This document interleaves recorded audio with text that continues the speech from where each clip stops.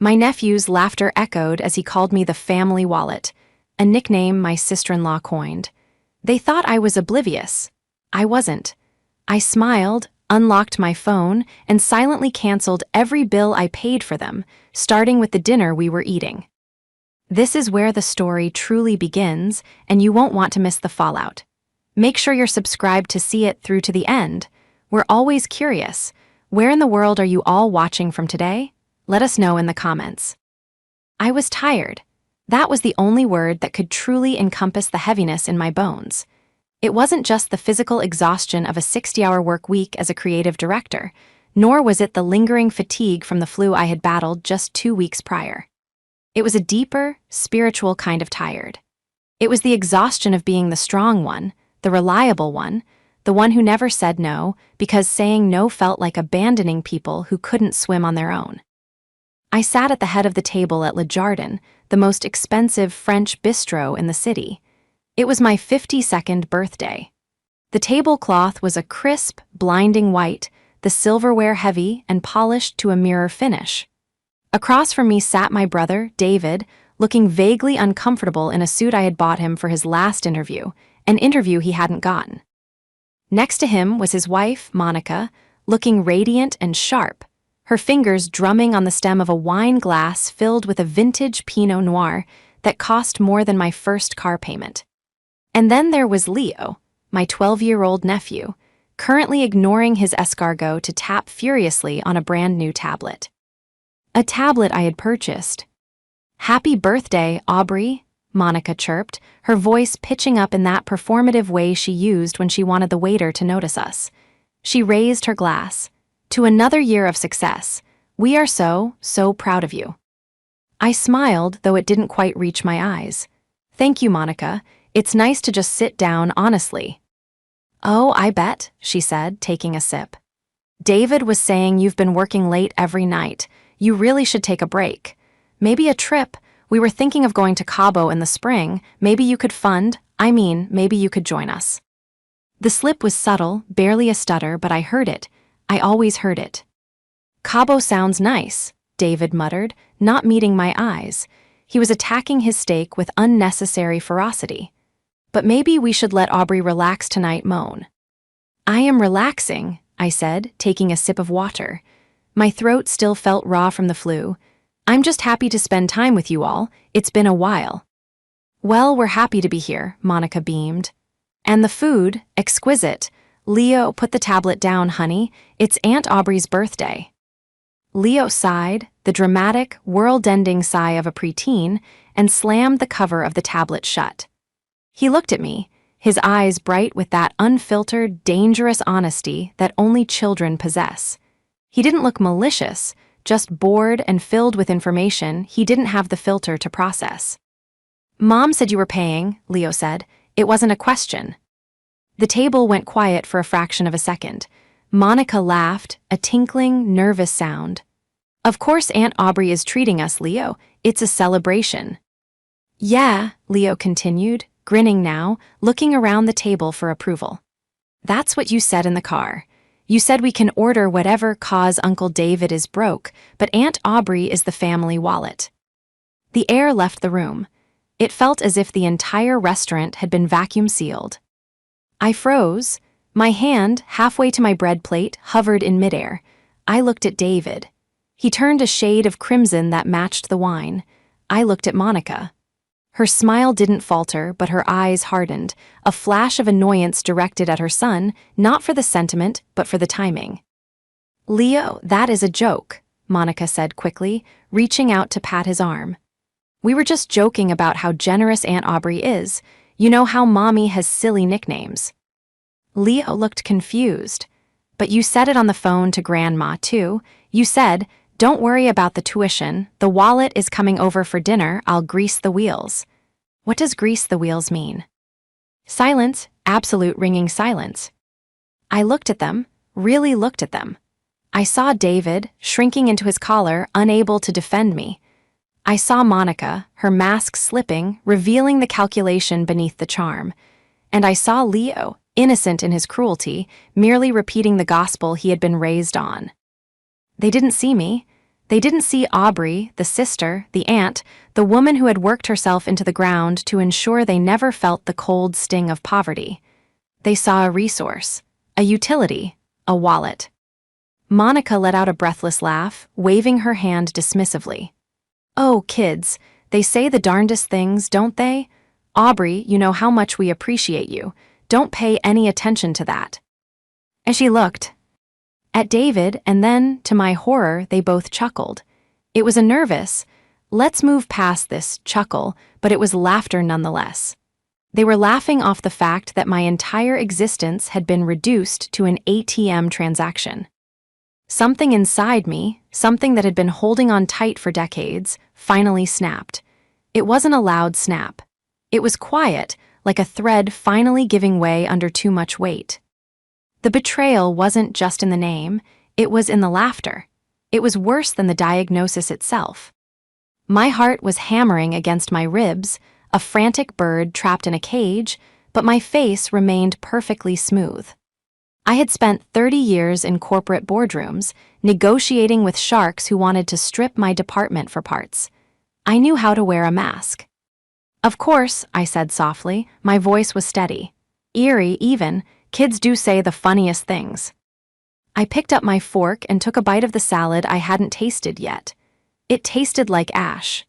I chewed slowly, forcing the mechanics of eating to continue while my mind raced at 1,000 miles per hour. The family wallet. The words burned. They seared through every memory of the last 10 years. I thought of the late nights I stayed up helping David with his resume. I thought of the time I drove 3 hours in a snowstorm because Monica had a flat tire and didn't trust tow truck drivers. I thought of the private school tuition checks I signed every semester for Leo because Monica insisted the public schools weren't nurturing enough. I looked at Monica. She had recovered now, believing the crisis averted. She was signaling the waiter for another bottle of wine. "Let's get the 2018, she was saying, pointing at the list. "Aubrey loves a good Cabernet." She didn't know I preferred Merlot. She never had known. A coldness spread through my chest, replacing the hurt. It was a clarifying, icy sensation. I felt the physical distress of my illness fading, replaced by a surge of adrenaline. I reached into my purse and pulled out my phone. "Checking work emails?" David asked, trying to sound jovial, trying to normalize the atmosphere. "Always on the grind, eh, Aubrey?" "Something like that," I said. I unlocked the screen. The brightness hurt my eyes for a moment, but I focused. I opened my banking app first. I saw the pending transaction for the deposit on this dinner. I saw the recurring transfer scheduled for the first of the month, David's car payment. I saw the secondary transfer for Monica's allowance, which we politely called a consulting fee, for helping me with errands she never actually ran. I tapped the screen, cancel recurring transfer, confirm. I looked up. Monica was laughing at something Leo said, feeding him a piece of bread. They looked like a happy family, a family I had purchased. I went to the Verizon app. I was the account holder. David, Monica, and Leo were all authorized lines on my unlimited data plan, the premium one, because Monica complained about throttling. I selected David's line, suspend service. I selected Monica's line, suspend service. I selected Leo's line, suspend service. I didn't hit confirm just yet. I wanted to wait for the perfect moment. Next, the insurance app.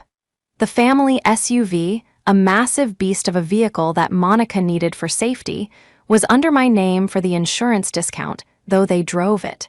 I navigated to the policy. Remove vehicle.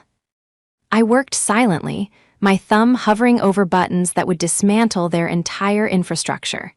It was terrifying how easy it was.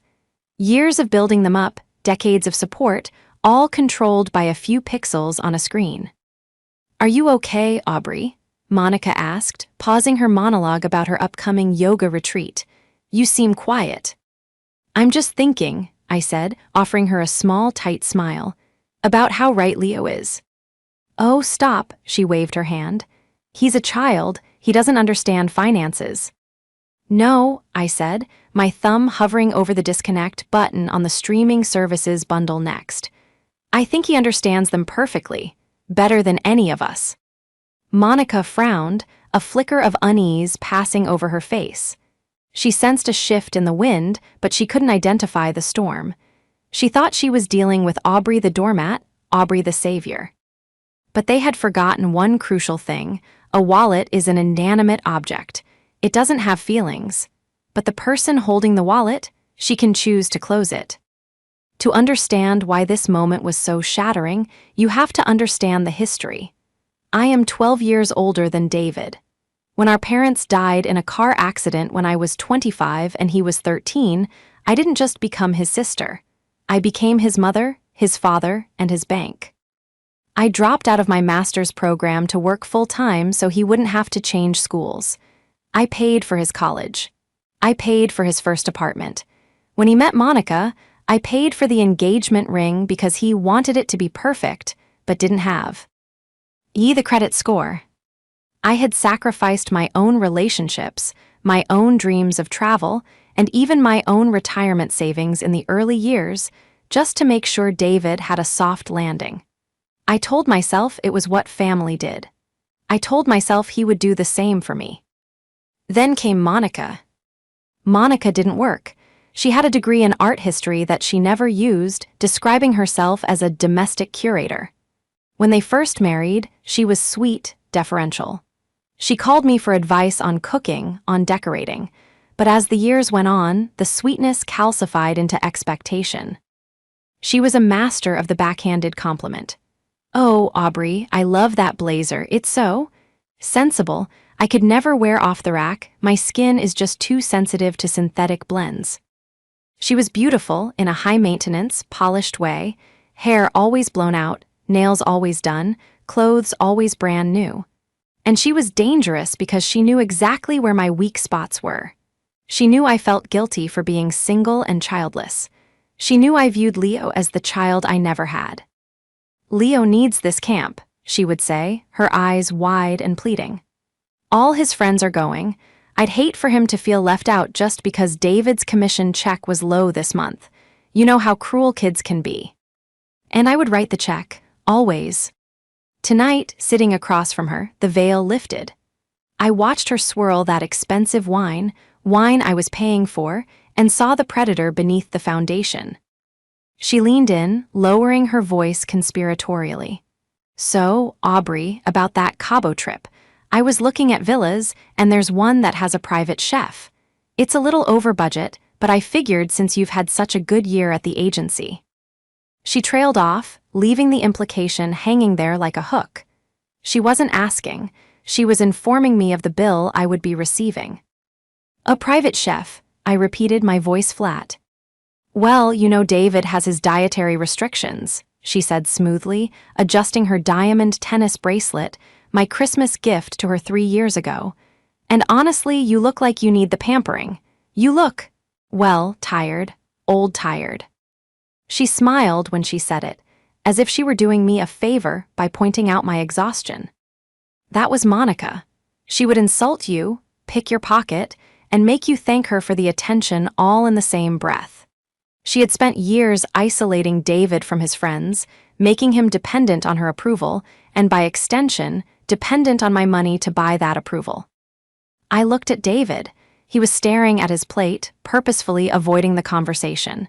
He knew what she was doing. He always knew, and he let it happen because it was easier than fighting her. He was an accomplice through cowardice. I looked back at my phone.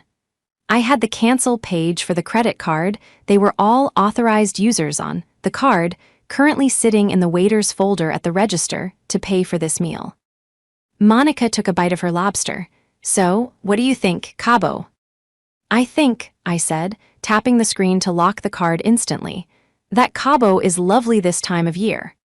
I looked up at her, my eyes meeting hers. For the first time in years, I didn't blink. I didn't look away. I saw the confusion flicker in her gaze. She was waiting for the yes. She was waiting for the transfer. She had no idea that the woman sitting across from her wasn't her banker anymore. She was her judge, jury, and executioner. The waiter returned, a young man with a polite smile that masked his exhaustion. He placed the dessert menu in front of Monica with a flourish. "Our pastry chef has prepared a special chocolate soufflé this evening," he said. "It takes 20 minutes to prepare, but it is exquisite." "Oh, we have time," Monica said, waving her hand airily. She didn't look at me. She didn't ask if I had time. She didn't ask if I needed to get home to rest after my illness. She simply assumed that my time, like my money, was hers to spend. "We'll take 3, and another round of coffees, cappuccinos." "Make it 4 soufflés," Leo added, not looking up from his phone. "And a hot chocolate." "Of course," the waiter said, jotting it down. I watched him walk away. 20 minutes. That was exactly enough time. I looked down at the bag sitting by my feet. Inside was a heavy, slate-gray gift box. I had brought it with the best of intentions. Inside that box was a binder, color-coded, tabbed, and meticulously organized. It was a financial wellness plan I had spent 3 weeks putting together for them. It contained a budget, a debt repayment strategy, and an offer to match their savings for a house down payment if they stuck to the plan for 6 months. I had wrapped it in a ribbon, thinking I was giving them the gift of a future. Now, I realized I was just giving them more rope.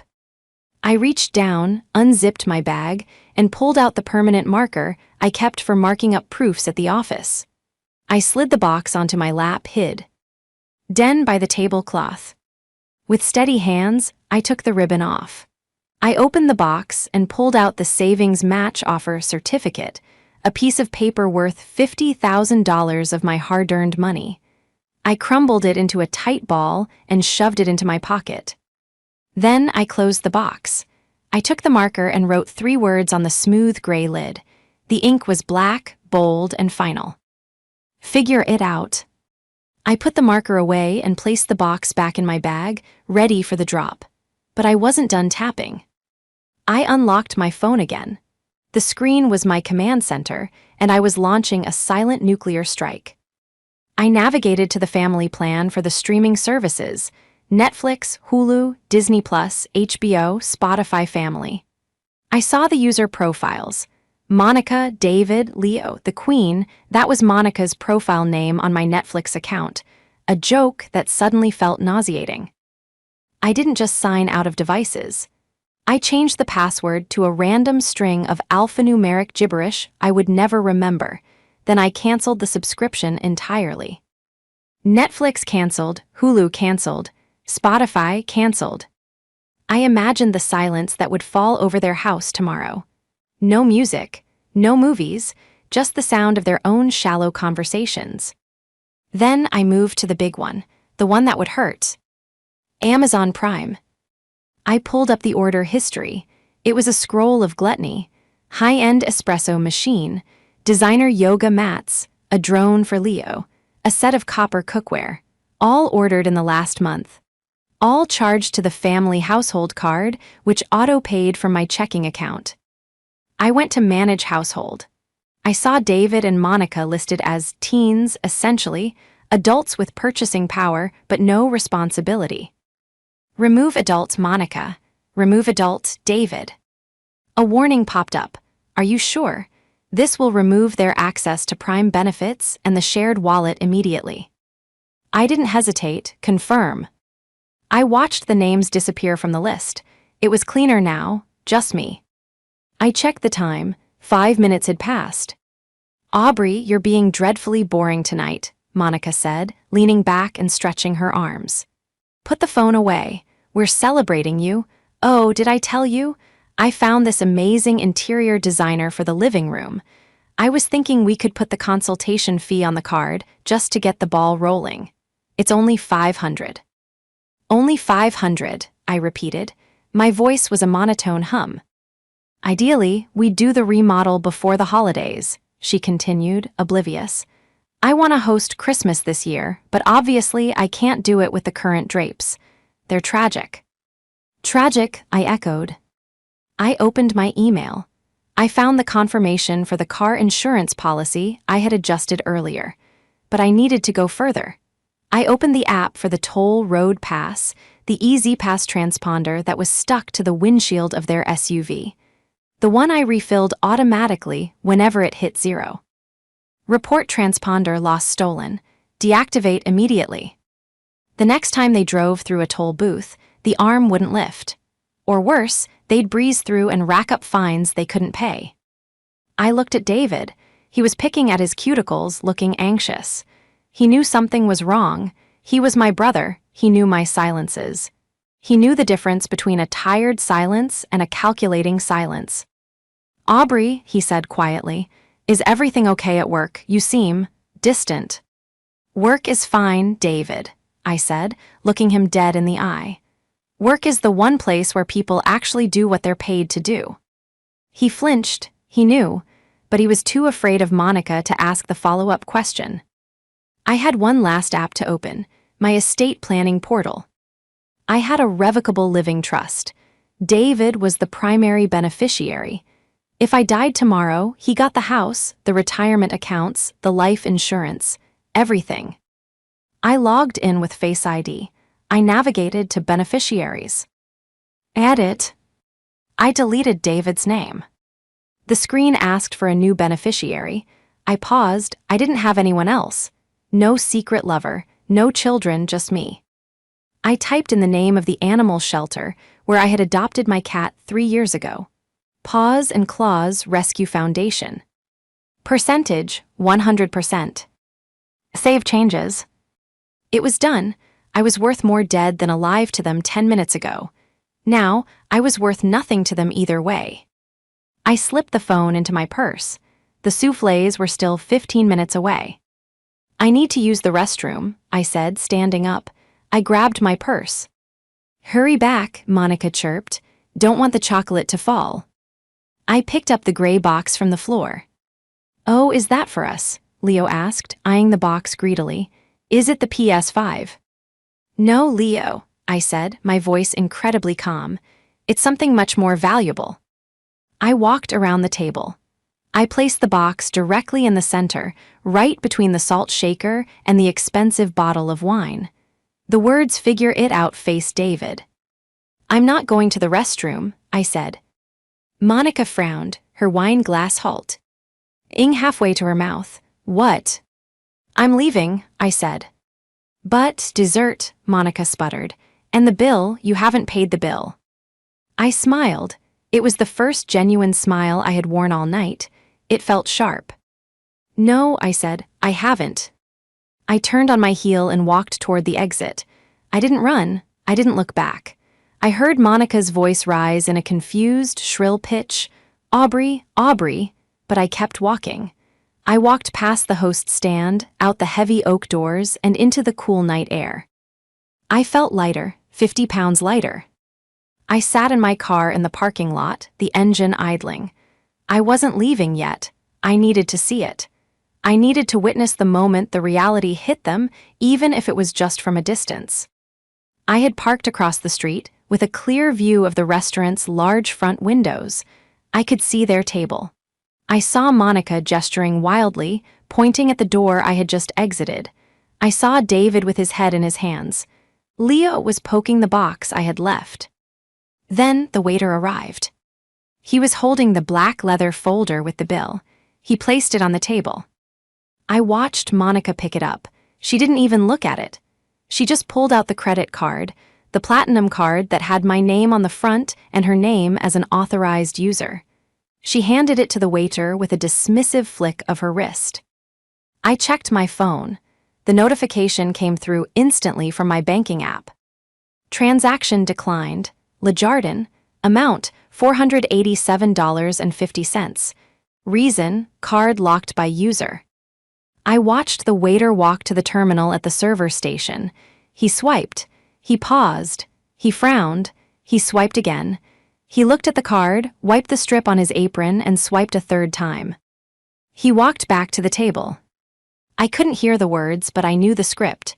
"I'm sorry, ma'am, the card was declined." I saw Monica's face turn a shade of violent red even from 50 yards away. She snatched the card back, typed something into her phone. likely trying to log into the banking app I had just locked her out of, and then began digging through her purse for another card. She pulled out the backup Visa, the emergency-only card. Transaction declined. Lejardin, reason, card canceled. I watched the panic set in. It was a physical transformation. Monica's posture collapsed. She turned to David. He patted his pockets, pulling out his wallet. He handed over his debit card. I knew the balance of that account. It had $42 in it until the first of the month. The waiter came back. He shook his head. Now the manager was approaching. The situation was happening. Arms were waving. David looked like he was about to vomit. Monica was pointing at the gray box on the table, then at the door, seemingly trying to blame the invisible aunt who had vanished. My phone started to buzz. Incoming call, Monica. Incoming call, David. Incoming call, Monica. I watched the screen light up the dark interior of my car. I let it ring.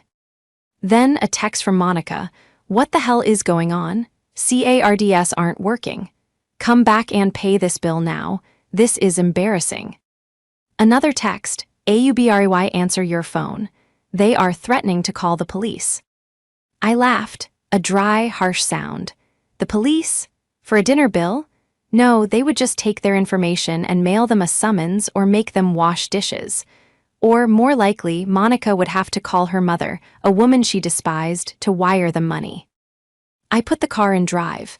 As I pulled away, my phone rang again. This time I answered. Hello, I said, my voice calm.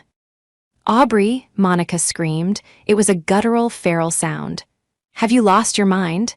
The cards are dead, all of them. We are sitting here like criminals. Get back here right now. No, I said. What do you mean no? She shrieked. We ordered soufflés, we have a bill, you invited us.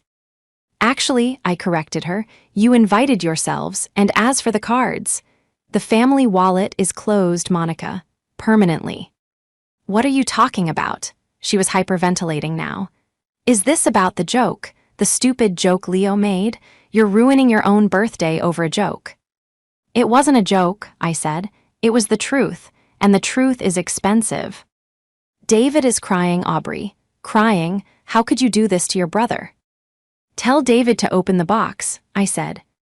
The box, the stupid gray box. Open it, I commanded, and tell him to read the ledger on page 1. Goodbye, Monica. Wait, you can't just. I hung up, then I blocked her number. I blocked David, I blocked Leo. I drove home in silence, the city lights blurring past me. For the first time in 10 years, the silence didn't feel lonely. It felt like peace. The next morning, I woke up without an alarm. The sun was streaming through my bedroom window, a room I realized I hadn't properly enjoyed in years because I was always rushing out the door to fund someone else's life. I didn't go to work. I had months of accumulated PTO. I called my assistant and told her I was taking a personal leave.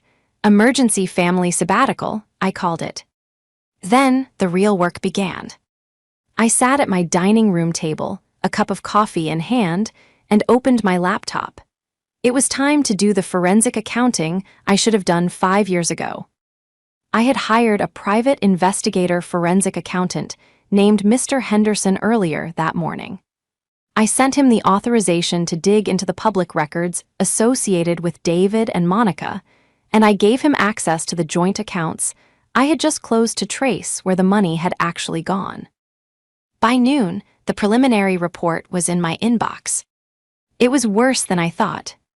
I knew about the clothes and the dinners. I expected that. What I didn't expect was the gambling. There were withdrawals from ATM machines at a local casino, categorized in my head as cash for groceries or contractor payments, when Monica asked for transfers. Thousands of dollars. But the kicker was the consulting business. Monica had claimed she started a small consulting firm for art curation 2 years ago. She had asked me for $15,000 in startup capital. I gave it to her.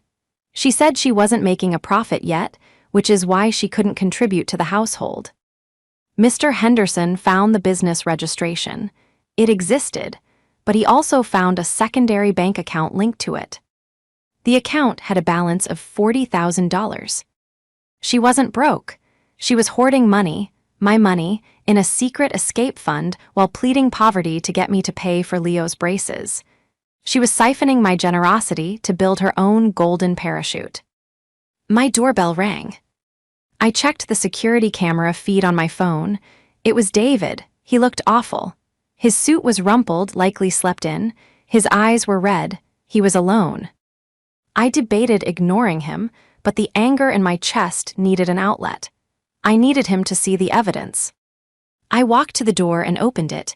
I didn't unlock the screen door. "Aubrey," he croaked. He looked like a ghost. "Please let me in." "You have 5 minutes," I said, unlocking the screen. He stumbled in, smelling of stale wine and fear. He collapsed onto my sofa, the sofa he had once spilled red wine on and never offered to clean. "Monica is at her mother's," he said, staring at the floor. She says she's going to sue you for emotional distress, for abandonment." I laughed. Let her try. My lawyers would love to depose her about the art curation business. David's head snapped up. "What?"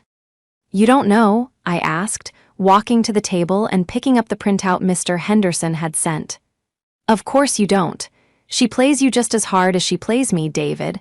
You're not her partner, you're her hostage." I tossed the papers onto his lap. "What is this?" he asked, trembling. "That," I pointed, "is the bank statement for the business I funded. The business that makes no money. It has 40 grand in it, David. She's been skimming off the top of every check I wrote you for 2 years. When you were crying to me about not being able to afford the electric bill last winter, she had $10,000 sitting in that account." David stared at the paper. His hands shook so hard the paper rattled. He read the lines, the transfers, the dates. She told me we were drowning," he whispered. "She told me I was a failure because I couldn't provide. She said we needed you." "You didn't need me," I said coldly. "You needed a victim." "I didn't know, Aubrey," he sobbed, tears streaming down his face. "I swear to God I didn't know." "Ignorance is not a defense, David," I yelled, my voice finally cracking. "You watched her treat me like a servant. You laughed when Leo called me a wallet. You sat there and ate the steak I paid for while she mocked me." "I was scared," he shouted back, a pathetic defense. "She threatens to leave. She threatens to take Leo." "Well," I said, leaning down so I was eye level with him. "Now she has no reason to stay, does she? The gravy train derailed. So now you're going to see if she really loves you or if she just loved the lifestyle I provided." David looked at the paper again. The betrayal was sinking in. It wasn't just me she had scammed. She had emasculated him, lied to him, and stolen from the family pot while watching him beg his sister for scraps. "She's coming here," David said suddenly, looking at his watch. "She dropped me off. She went to park the car. She wanted me to soften you up before she came in to demand you turn the cards back on." I stood up straight. The adrenaline spiked again. "Good," I said. "Let her come." I walked over to the wall and adjusted the thermostat. "I have one more thing to show her," I said, "and I think the neighbors should hear this one." I went to the window and saw Monica marching up the walkway. She didn't look defeated. She looked vengeful. She was holding a stack of papers, probably the unpaid bills she expected me to cover. She had no idea I held the nuclear codes to her entire existence. The pound. Ing on the door wasn't a knock. It was an assault. It shook the frame, reverberating through the entryway like a judge's gavel demanding order in a chaotic courtroom. "Open this door, Aubrey. I know his car is in the driveway. I know you're poisoning him against me." Monica's voice was muffled by the wood, but the shrill hysteria cut right through. I looked at David. He was sitting on the edge of the sofa, the bank statements clenched in his hand so tightly his knuckles were white. He looked like a man waking up from a decade-long coma only to find his muscles had atrophied. "Let her in," he said. His voice was quiet, unrecognizable. It wasn't the voice of the passive brother I knew. It was the voice of something broken that was trying to reassemble itself into a weapon. I walked to the door. I didn't rush. I checked my reflection in the hallway mirror. I looked calm. I looked like a woman who owned her house, her life, and her wallet. I unlocked the deadbolt and swung the door open. Monica stood there, chest heaving. She was wearing designer sunglasses even though it was overcast, a dramatic accessory for a dramatic woman. She pushed past me without an invitation, her heels clacking loudly on the hardwood. "There you are," she spat, zeroing in on David. She didn't even look at me. "Do you have any idea how embarrassing it is to have my card declined at the gas station? I had to call my mother, David. My mother. She asked why your sister cut us off. She thinks we're destitute." David didn't look up. He kept his eyes on the papers in his lap. "And you," she whirled on me, pointing a manicured finger at my chest. "You vindictive, petty little spinster. You think because you have money you can control us. You think you can just turn off the tap and we'll crawl? We are family. You have an obligation." "I have an obligation to myself," I said, leaning against the doorframe, crossing my arms. "And to the truth. Speaking of truth, Monica, how is the art curation business going?" She froze. It was microscopic, a tiny stutter in her breathing, but I saw it. She adjusted her sunglasses. "We are not talking about my career. We are talking about the fact that I have utility bills due tomorrow, and your name is on the account, so if they don't get paid, it's your credit score." "Actually," I said, "I removed my name from the utility accounts this morning. I called the power company. I told them I moved out 10 years ago, which I did, and that the current residents would be setting up new service. If you don't pay by Friday, the lights go out. But you can afford it, can't you?" "Of course we can't," she shrieked. "David makes peanuts. We rely on the household fund." "David," I said softly, "show her." David stood up. He rose slowly, unfolding his height until he towered over her. For years, he had made himself small to fit into the space she allowed him. Now, he filled the room. He held up the paper. "What is that?" Monica asked, squinting. "Chase Bank," David read, his voice trembling with rage. "Account ending in 4590. Registered to Monica V. Consulting LLC.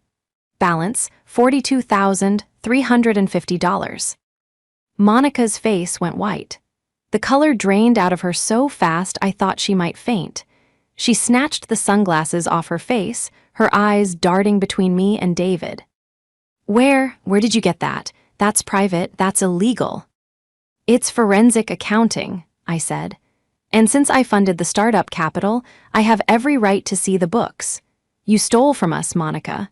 You cried poverty to get me to pay for Leo's tuition while you were sitting on a pile of cash." "It was for us," she yelled, switching tactics instantly from denial to justification. "It was a safety net. David, you know how unstable your job is. I was saving it for a rainy day, for Leo's college." "Really?" David asked. He flipped the page. "Is the Golden Horseshoe Casino a college? Because you withdrew $3,000 there last month. Is Saks Fifth Avenue a scholarship fund? $2,000 in handbags, Monica, while I was wearing shoes with holes in the soles." I have to maintain an image," she sputtered, backing away as David stepped forward. "For the business, you don't understand how the world works, David. You're just a worker bee. I manage the lifestyle." "You manage the lies," David roared. The sound was so loud it shook the windows. I had never heard my brother yell like that. It was the sound of 20 years of emasculation finally exploding. "You called my sister a wallet," David said, his voice dropping to a dangerous whisper. "You taught our son to disrespect the only person who has ever actually cared about us. You laughed at her." "It was a joke," Monica screamed, looking around the room as if searching for an audience to agree with her. "Everyone is so sensitive. She's fine. Look at her house. She has everything. Why shouldn't she share? She has no one else." That W. As the line, that was the one she thought would hurt me. The implication that I was unlovable, and therefore, my money was the only value I had to offer. I walked over to the coffee table where the gray box, the one I had retrieved from the restaurant, was sitting. I picked it up. "You're right, Monica," I said. I have no one else to support, which means I have a lot of disposable income. I opened the box. I pulled out the ledger. Do you know what this is? I asked. She stared at it, breathing hard. This is the sum total of the last 10 years, I said. I kept receipts, every dinner, every car payment, every tuition check, every loan you forgot to pay back. I dropped the heavy binder onto the coffee table. It landed with a thud that sounded like a coffin closing. $740,000, I said. The silence that followed was absolute. David stared at the binder, horrified. Monica stared at it, calculating. That is how much you have cost me, I said. That is my retirement. That is a vacation home. That is a life. And last night when you laughed, when you called me a wallet, you decided that $740,000 wasn't enough. You wanted my dignity, too. Aubrey, please, Monica said, her voice suddenly small, wheedling. She tried to smile, but it looked like a rictus of fear. We can fix this. I'll apologize to Leo. We'll have a do-over dinner. Just, don't do this. Don't cut us off. David can't handle the mortgage alone. Then sell the house, I said. She looked aghast. But it's my dream home, the school district. It's not your home, I corrected her. It's the bank's home. And since I'm no longer paying the extra principal payments, you'll be in foreclosure within 6 months unless you get a job. A real job, not art curation. David looked at his wife. He looked at the woman he had tried so hard to please, the woman who had turned him into a beggar in front of his own sister. Get out, David said. Monica blinked. What? Get out of Aubrey's house, David said. And when you get to our house, start packing. I'm done. I'm filing for divorce. You can't, she screeched.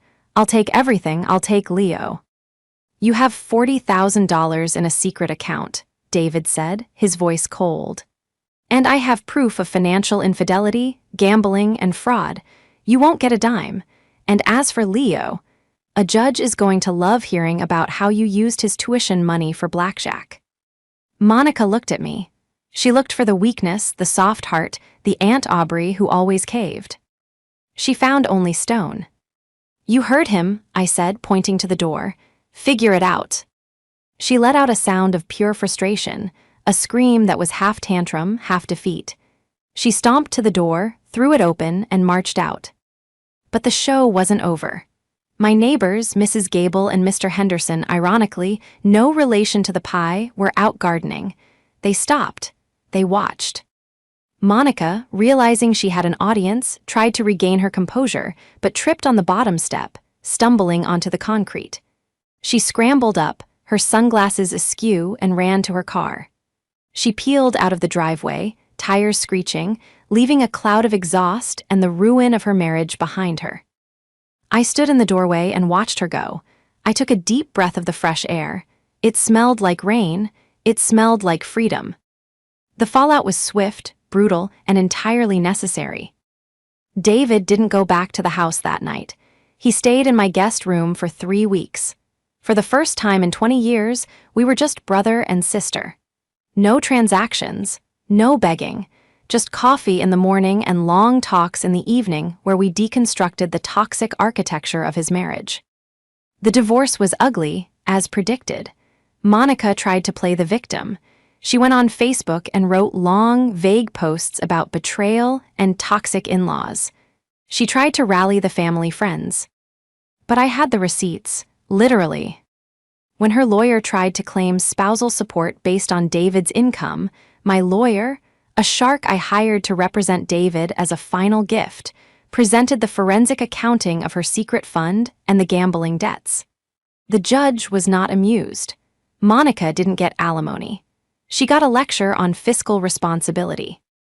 They had to sell the house. The market was hot, so they walked away with a little equity, but half of Monica's share went immediately to paying off the credit card debt she had racked up in her own name once I stopped paying the bills. She moved into a small apartment across town. She had to get a job as a receptionist at a dental office. I heard through the grapevine that she hates it. She hates having to answer to a boss. She hates not being the queen. As for Leo, that was the hardest part. He was angry at first. He blamed me for ruining his life because he couldn't go to the expensive camp or get the PS5. He was a child repeating hi. S mother's poison. But David stepped up. For the first time, he parented. He sat Leo down and explained, without malice but with absolute clarity, exactly how money worked. He showed him the budget. He showed him what things cost. One Saturday, about 3 months after the birthday dinner, David brought Leo over. Leo looked different. He was wearing regular sneakers, not the limited edition ones I used to buy. He looked humbler. "Aunt Aubrey," he said, looking at his shoes. "I'm sorry I called you a wallet. Dad explained that was mean, and that you worked hard for that money." I felt a lump in my throat. I knelt down so I was eye level with him. "Thank you, Leo. I appreciate that. I love you, you know.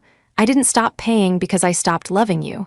I stopped paying because I needed your mom and dad to learn how to be adults." He nodded, not fully understanding, but getting the gist. "Dad says we have to budget for pizza tonight." I laughed. "Pizza sounds good, but tell your dad, tonight I'm treating, just tonight." David smiled. It was a real smile, one that reached his eyes.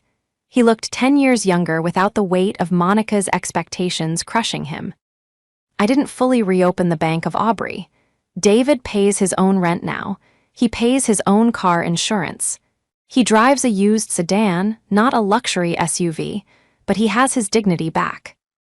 As for me, I finally took that trip to Cabo, but I didn't rent a villa for a family of 4. I booked a solo suite at an adults-only resort. I remember sitting on the balcony on my first morning there, watching the sunrise over the Sea of Cortez. The coffee was hot, the ocean was blue, and my phone was silent. No notifications of overdrafts. No texts asking for a quick favor. I opened my banking app, just out of habit. The numbers were higher than they had ever been, but it wasn't the number that mattered. It was the fact that every single cent of it belonged to me. I had lost a sister-in-law, but I had regained my brother, and more importantly, I had regained myself. The box labeled "Figure It Out" had been the best gift I ever gave them. It forced them to build their own lives. And in doing so, it gave me back mine.